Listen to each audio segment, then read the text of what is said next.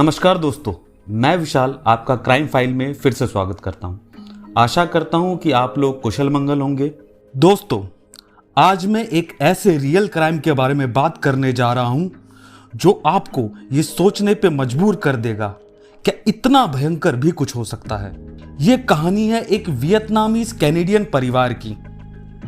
घर का मुखिया हुई हा पैन, माता बिक हा पैन, बच्ची जेनिफर पैन, जन्म 17 जून 1986, ब्रदर यानी कि भाई फेलिक्स पैन। यह परिवार एक रिफ्यूजी परिवार था जो कि वियतनाम से भाग के कनाडा सेटल हुआ था, टोरंटो में।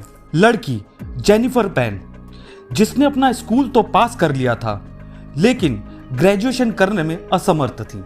भारतीय माता पिता की तरह जेनिफर के पिता भी अच्छे संस्कार और पढ़ाई में ज्यादा रुचि, अव्वल नंबर लाने पे जोर देते थे और किसी गलत चक्करों में पढ़ने से सख्ती से मना करते थे। जेनिफर के पिता ने उसे 4 साल की उम्र से ही पियानो क्लासेस भेजना शुरू कर दिया था, बाकी स्केटिंग, बांसुरी सीखना आदि इत्यादि। जेनिफर के पिता ने जेनिफर को सख्ती से मना किया था कोई बॉयफ्रेंड बनाने में, मौज मस्ती या पार्टी करने में। जेनिफर अपने पिता से इतना डरती थी कि कई बार कम नंबर लाने की वजह से उसने नकली रिपोर्ट भी बनाए हैं। जेनिफर के पिता को इस बात का पता कक्षा 12वीं में चला, जब वो एक सब्जेक्ट में फेल हो गई। ये बात साफ जाहिर होता है कि जेनिफर की जिंदगी कुछ और थी और उनके माता पिता की जिंदगी कुछ और, उनकी अपेक्षाएं कुछ और थी। जेनिफर पियानो क्लासेस जाने के बजाय बाहर काम करने लगी और अपने परिवार को झूठ बोला कि वो यूनिवर्सिटी ऑफ टोरंटो में एडमिशन मिल गया है, जो कि फार्माकोलॉजी में है। यही बात जेनिफर अपने माता पिता को साबित करने के लिए सेकंड हैंड किताबें ले आई और नोट्स बनाने लगी, ताकि अपने परिवार को यह दिखा सके कि उसे एडमिशन मिल गया है और वो पढ़ाई कर रही है। जेनिफर ने कई मिन्नतों के बाद अपने पिता को यह मना लिया कि उसे यूनिवर्सिटी के पास ही किसी इलाके में रहने दे ताकि वो पढ़ाई अच्छे से कर सके, लेकिन उसका इरादा कुछ और था। वो अपने चाइनीज बॉयफ्रेंड डैनियल चिकोंग के साथ रहती थी, जो स्कूल से ही उसका बॉयफ्रेंड था। 8 नवंबर 2010 टोरंटो में स्थित मार्कम जगह यूनियन विले पैन परिवार यहीं रहता था। एक रात 3 अनजान शख्स घर के मेन डोर से दाखिल होते हैं। इनके पास बंदूक थी। जेनिफर पहले मंजिल पे थी और ये 3 जेनिफर के माता पिता को बेसमेंट में ले जाते हैं। ये लोग जेनिफर के माता पिता से सारा कैश लूट लेते हैं। कुछ समय बाद अचानक से गोलियों की आवाज पूरे घर में गूंज उठती है।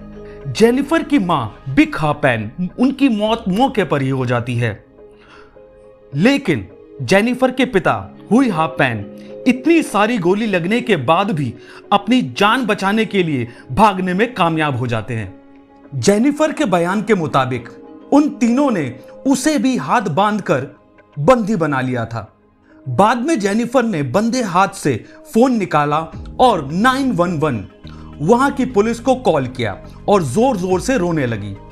पुलिस ने तुरंत एक्शन लेते हुए एक टीम वहां के लिए रवाना कर दी। कुछ दिनों बाद पुलिसिया तहकीकात से यह पता चला कि वहां की सीसीटीवी फुटेज चेक किया, जिसमें उन तीनों को घर में घुसते और घर से निकलते हुए देखा जा सकता था। पुलिस ने कार्रवाई करते हुए जेनिफर को पुलिस स्टेशन बुलाया, जेनिफर को बिठाया और पूछा कि बताओ क्या हुआ था और कैसे हुआ था। जेनिफर ने बताया कि 3 चोर घर में दाखिल हुए और मुझे बांध दिया और माता पिता को बेसमेंट में ले गए।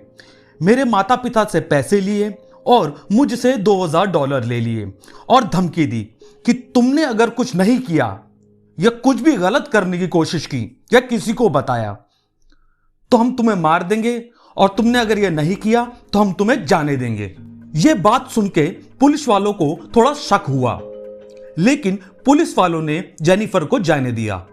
कुछ दिनों बाद पुलिस वालों ने दोबारा जेनिफर को बुलाया और पूरी कहानी फिर से सुनाने के लिए कहा। तब बाद में कहानी सुनने के बाद पुलिस ने पूछा कि अगर तुम्हारे हाथ बंधे थे, जैसा कि तुमने बताया कि पीछे से बंधे थे, तो तुम पुलिस स्टेशन में कॉल करने में कामयाब कैसे हुई? जेनिफर ने बताया कि मेरे हाथ ऊपर से बंधे थे और नीचे से थोड़े ढीले थे, इसीलिए मैं अपने पैंट के जेब से मोबाइल निकालने में कामयाब हुई, और क्योंकि ये मेरा फोन है तो मैं इसको चलाना जानती हूं, इसीलिए मैं इस फोन को आंखें बंद करके भी चला सकती हूं। लेकिन इस बार जेनिफर थोड़ा बेचैन दिखी और कहानी में थोड़ा फेरबदल किया। ऐसा देखते हुए वो अचानक से रोने लगी। पुलिस वालों ने उसे चुप कराया और जाने दिया। पुलिस वालों के मुताबिक जेनिफर की कहानी में कोई दम नहीं था, बनाई हुई कहानी थी, और माता पिता को गोली मार दी और इसे छोड़ दिया सिर्फ $2000 के लिए। यह कैसे मुमकिन है? शक के चलते पुलिस वालों ने जेनिफर को तीसरी बार बुलाया, पर इस बार उसे खाली कमरे में बिठा दिया और सीसीटीवी से उस पर नजर रखी। जब पुलिस ने सीसीटीवी में देखा तो दिखा कि जेनिफर इस बार काफी बेचैन और घबराई हुई थी, और इसी के चलते वो बार बार अपने हाथ खरोच रही थी। यह निशानी है कि कोई जब झूठ बोलता है तो वो डरता है। अब पुलिस कमरे के अंदर जाती है और जेनिफर से पूरी कहानी दोबारा सुनाने के लिए कहती है, लेकिन इस बार उसकी पूरी कहानी में काफी फेरबदल थे। ये देखते हुए जेनिफर रोने लगी। पुलिस पहले ही तहकीकात के चलते जेनिफर के पिता हुई हां पैन से हॉस्पिटल में जाके मिली थी, जो कि अब कोमा से बाहर आ गए थे। उनसे जब पूछा तो हुई हां पैन ने बताया कि जब गोली लगी और मैं फर्श में गिरा हुआ था, तब जेनिफर कुछ उनसे बातें कर रही थी और उसके हाथ भी बंधे हुए नहीं थे। यह सुनते ही पुलिस वालों को अब पूरी कहानी साफ साफ समझ में आने लगी। इसी के चलते पुलिस अब दोबारा कमरे में दाखिल होती है और जेनिफर को कहती है कि तुम्हारे पिता हुई हां पैन कोमा से बाहर आ गए हैं। यह सुनते ही जेनिफर घबरा जाती है और जोर जोर से रोने लगती है। पुलिस ने जब जेनिफर से पूछा तो वो रोने लगी। इस बार पुलिस ने जेनिफर को यह सलाह दी कि हमें सब पता चल चुका है, तो पूरी कहानी सच सच बता दो। लेकिन जेनिफर अपनी जान बचाते हुए दोबारा कहानी को पूरा घुमाती है और कहती है कि यह मैंने नहीं किया, यह मेरे बॉयफ्रेंड डैनियल ने करवाया है। अब पुलिस के पास एक नाम था, डैनियल, जो कि जेनिफर का स्कूल से ही बॉयफ्रेंड था। इंस्पेक्टर विलियम बेल डैनियल को अरेस्ट करते हैं और पूछताछ के दौरान पुलिस डैनियल को कहती है कि जेनिफर ने यह बयान दिया है तुमने उनके माता पिता को मारने की साजिश रची है। डैनियल घबरा जाता है और सारी कहानी पुलिस को बताता है। डैनियल के मुताबिक जेनिफर उसे अपने माता पिता को मरवाने की बात करती है और कहती है कि हम इसके लिए प्रोफेशनल किलर को हायर करेंगे, उन्हीं को यह काम देंगे, हम उनको $10,000 देंगे।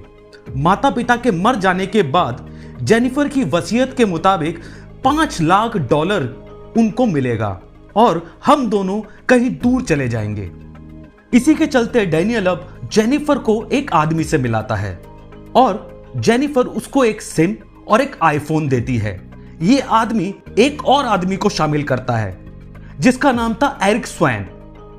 एरिक स्वैन इसी काम के चलते फिर एक और आदमी से जाके मिलता है जिसका नाम था मिल वैगनम। अब रात आती है 8 नवंबर 2010 की। पूरे प्लानिंग के चलते जेनिफर चुपके से जाके खुद ही दरवाजा जो कि मेन डोर था उसको खोल देती है।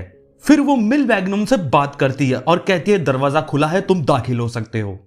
मिल वैगनम और उसके दो साथी लैनफोर्ड और एरिक हाथ में गन लिए दरवाजे के अंदर दाखिल होते हैं, घर के अंदर दाखिल होते हैं और घर का सारा पैसा लूटने के बाद उनके माता पिता यानी जेनिफर के माता पिता को गोली से मार देते हैं। पर इसी के चलते जैसा कि मैंने आपको पहले भी बताया था, हुई हां पैन जेनिफर के पिता मौके से फरार हो जाते हैं। जेनिफर से पूछताछ के दौरान जेनिफर बार बार कहानियां बदल रही थी।